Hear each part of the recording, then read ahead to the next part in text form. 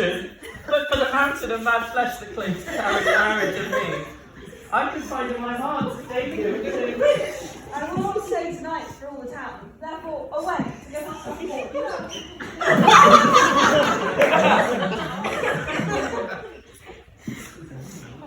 Sorry, sir, I have hindered you, but I protest you have to change with me.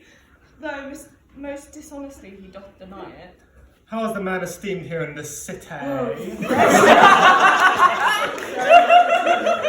credit highly beloved, second to none that lives here in the city.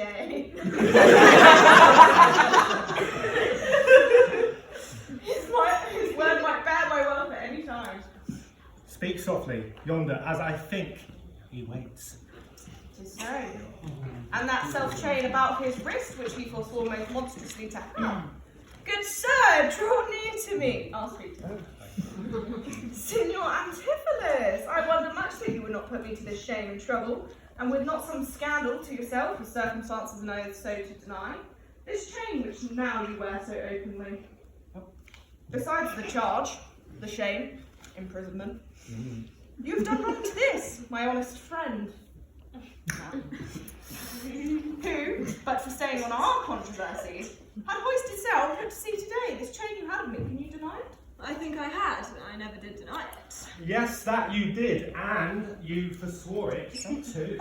Never had me to deny it, if so. These ears are mine. Thou knowest that here be fie on thee, wretch. 'Tis pity thou livest to walk where honest men were honest, before, even. Thou art a villain to impeach me thus. I'll prove mine honour and mine honesty against thee presently, if thou darest stand. I dare defy thee, a villain.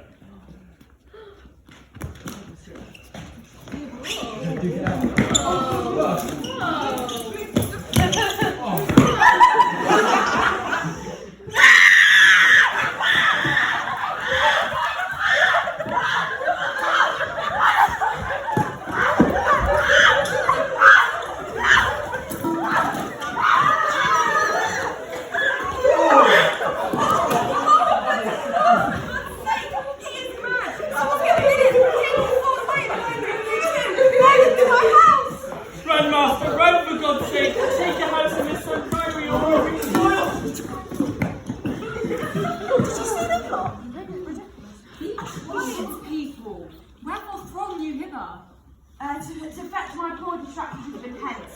Let us come in and divine and fast and bearing home from recovery. I knew it wasn't in his perfect wit. I lost my page, but I say something here. How long hath this passion held man? This week he has been heavy, sour, sad, and much different than the man he was. But till this afternoon, his passion never breaks into extremity of rage. Have we not lost much love by courtesy? Buried some dear friend? Have not else his eyes stayed his affection and unlawful love? Who give their eyes to liberty of gazing? Which of these sorrows is he subject to? To none of these, except it to be the last. Namely, some love victim oft far from home. You should for that have reprehended him. Why, so I did. Aye, but not rough enough. As roughly as my modesty would let me. Happily in private. And in assemblies too. Aye, but not enough. It was a copy of our compraise. In bed he slept, not for my urging it. At board he fed, not for my urging it. Alone, it was the subject of my theme. In company I often glanced it. Still I did tell him that it was vile and bad. And thereof came it that the man was mad. The venom clamours of a jealous woman, poisons more deadly than a mad dog's tooth. It seems his sleeps were hindered by thy railing, and thereof comes it that his head is light. Thou say'st his meat was sauced with the upbringings. Unquiet meals make ill digestions. Thereof the raging fire of fever bred, and what's fever but a fit of madness? Thou say'st sweet recreation bard, what doth ensue, but moody and dull melancholy, kinsman to grim and comfortless despair, and at her heels a huge infectious truth of pale distemperatures and foes to life, in food, in sport, and life-preserving rest, to be disturbed with mad, or man, or beast. The consequence is, then, thy jealous fits have scared thy husband from the use of wits. She never reprehended him, but mildly when he deemed himself rough, rude, and wild. She did betray me to my reproof. Good people, enter and lay hold to him. No! Enters my home.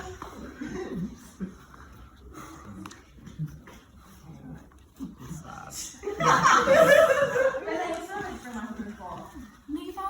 He took this place for sanctuary, and it shall privilege him from your hands, till I have brought him to his wits again, or lose my labour in assaying it. I will attend my husband, be his nurse, die in sickness, for it is my office, and I will have no attorney but myself, and therefore let me have him home with me.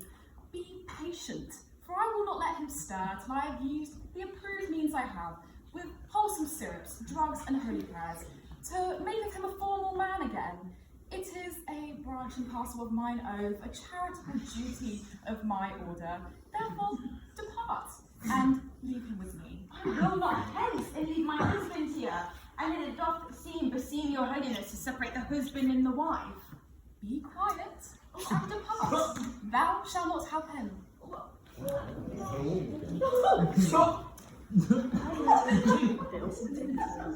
Come, go.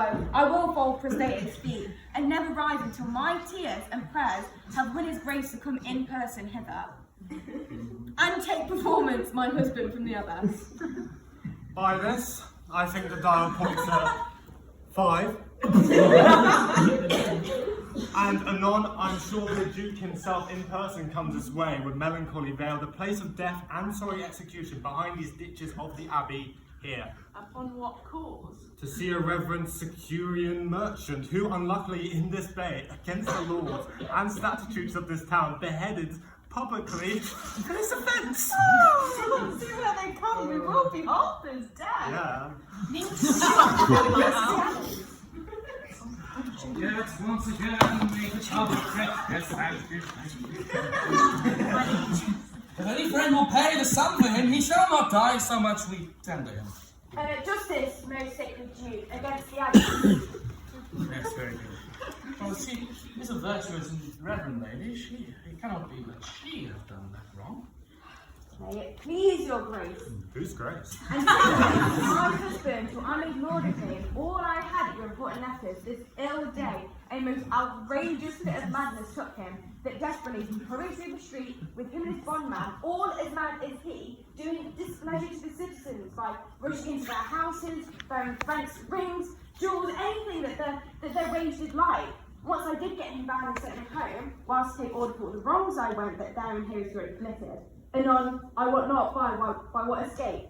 He broke from those that had guard of him, and with his mad attendant and himself, each one with irritable passion, with drawn swords, met us again and madly bent on us, chased us away till raised no more rage. We came to bind them, then they fled into this abbey, where we pursued them, and here this abbess shuts the gates of us, and will not suffer us to fetch him out, nor send forth that we may bear him hence. Therefore, most gracious Duke, with thy command, let him Yes, well, long since thy husband served me in my wars, I do indeed engage the prince's word, as usual.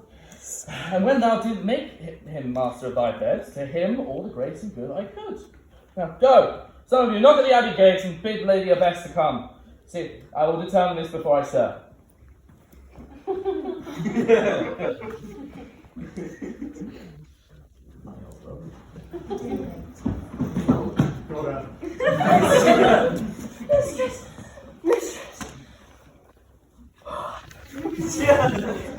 Shift and save yourself. My master and his man are both broken loose, beaten and made to row and bound. The doctor, whose beard they've singed off with brands, and ever as it blazed, they throw on him great pails of puddle mire to quench the hair. My master preaches patience to him, and the while his man with scissors nicks him like a fool. And sure, unless you send some peasant help, between them they'll kill the conjurer. peaceful. Thy master and his man are here, and that is false that doth report to us. Yes, upon my life, I tell you this. I have not breathed almost since I did see it. He cries for you and vows, if he can take you, to scorch your face and to destroy you. Cry within, hark, hark, I hear him, mistress, fly!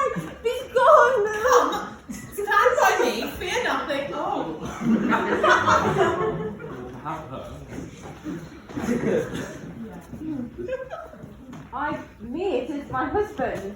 Witness you that he is born about invisible. Even now, we house him in the abbey here, and now he's there, past thought of human reason. Justice, most gracious Duke, oh grant me justice. Even for the service and nonsense I did for thee, when I bestrid thee in the wars and took these stars to save thy life, even for the blood that then I lost for thee, now grant me justice! I see my son Antiphus and Dromio. Justice! Against that woman there, she whom thou gave to me to be my wife, that hath abused and dishonoured me, even in the strength and height of injury, beyond imagination in the wrong that she this day hath shameless thrown on me.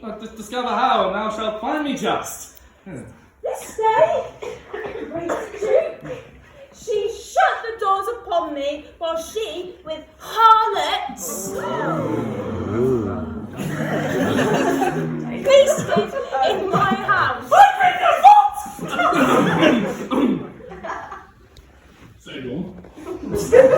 Didn't thou say so? No, my good lord. Myself, he, and my sister today we dine together. So before my soul as this is false, he burdens me with all. No, no, look on the day nor sleep on night. But she tells your highness. Oh, perjured woman, they are both forsworn. In this madman justly charged them.